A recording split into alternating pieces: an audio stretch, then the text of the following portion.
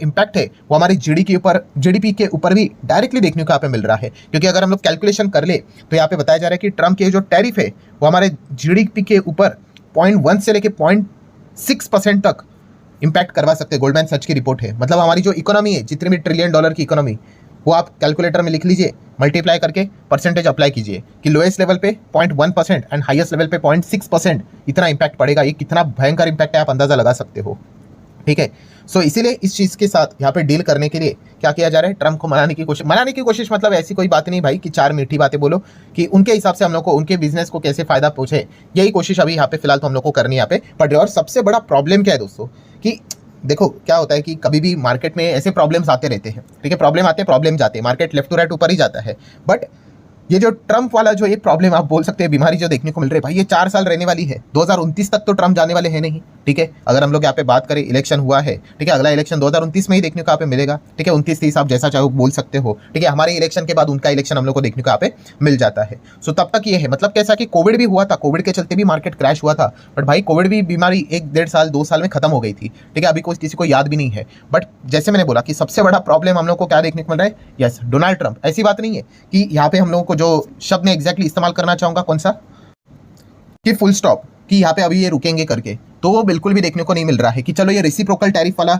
अगर ये चीज़ें अगर हट गई, वो तो ऐसे हटेगी नहीं, हमें बहुत कुछ नुकसान उठाना यहाँ पे पड़ने वाला है, टैक्सेस कम यहाँ पे करने पड़ने वाले हैं, हमारे देश में कंपटीशन यहाँ पे बढ़ेगा, ये चीज़ें देखने को मिलेगी। ठीक है, एंड ऐसा बात नहीं, जैसे मैंने अभी आपको बोला ना कि फुल स्टॉप, कि चलो खत्म हो गया भाई, अभी डोनाल्ड ट्रम्प का चैप्टर क्लोज हो गया, नहीं। इसके बावजूद भी अगर हम लोग देखेंगे, उनके अलग अलग टारगेट चलते रहते हैं। जैसे कि ब्रिक्स को टारगेट कर रहे हैं, आप सभी लोगों ने देखा होगा। अभी उन्होंने 100% के बदले बोल दिया कि 150% का मैंने जो धमकी दी, इस चीज़ के चलते अभी ब्रिक्स तो यहाँ पे ब्रोक हो चुका है करके इस प्रकार के स्टेटमेंट देना उन्होंने स्टार्ट किया है। G20 की अगर बात करें तो ऑलरेडी आप सभी लोगों को पता है वो साउथ अफ्रीका में नहीं जाएंगे, उन्होंने उसका बाइकआउट किया बिकॉज वो कहते हैं कि एंटी अमेरिका एजेंडा चलाते हैं करके।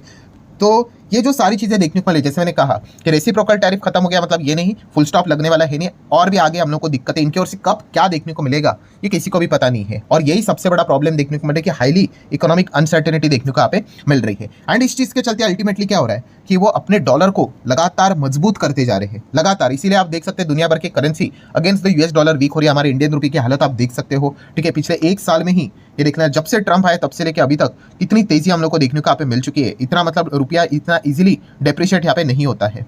ठीक है, सो ये दिक्कत देखने को मिले। अभी रुपी वीक होगा तो फॉरेन इंस्टीट्यूशनल इन्वेस्टर का इन्वेस्टमेंट, हम कह सकते हैं उनका जो नेट रिटर्न रहेगा वो खराब हो जाता है। देखिए टैक्स तो रहता है, ऐसा कभी नहीं होगा कि टैक्स जीरो किया जाए करके।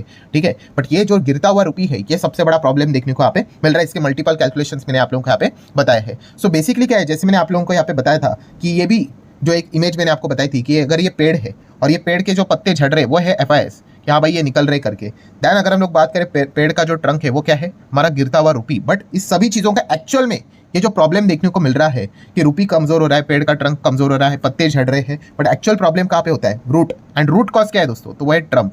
ट्रम्प ने इतना ज़्यादा अनसर्टेनिटी क्रिएट करके रखी हुई है कि एग्जैक्टली क्या करे क्या ना करे वही समझ में नहीं आ रहा है। ठीक है, काफ़ी सारे लोग जल्दबाजी में आके किधर भी किसी भी स्टॉक्स में घुस रहे हैं। तो ऐसा नहीं करना है भाई, पहले चेक करो आप किस कंपनी में जा रहे हो, वो US से रिलेटेड कितना बिजनेस रखती है।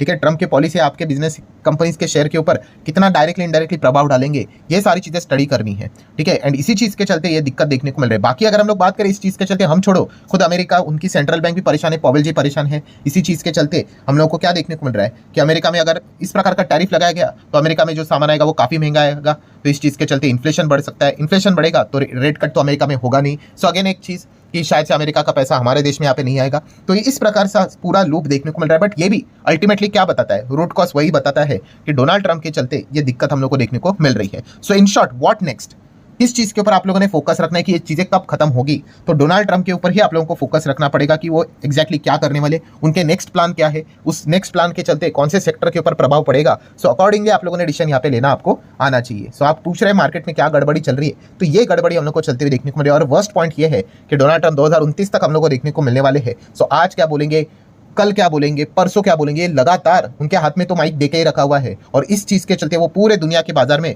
वोलेटिलिटी क्रिएट करते हुए देखने को यहाँ पे मिल रहे हैं। सो इसलिए हम देख रहे हैं कि गोल्ड में जबरदस्त निवेश जाते हुए देखने को मिल रहा है। गोल्ड एकदम ऑल टाइम हाई पे चलते हुए देखने को मिल रहा है। सो आशा करता हूं दोस्तों वीडियो हेल्पफुल लगा होगा, असली कारण आपको समझ में आया होगा। तो आप चाहो तो इसको लाइक एंड शेयर कर सकते हो। मिलते हैं नेक्स्ट वीडियो में, तब तक के लिए बाय बाय।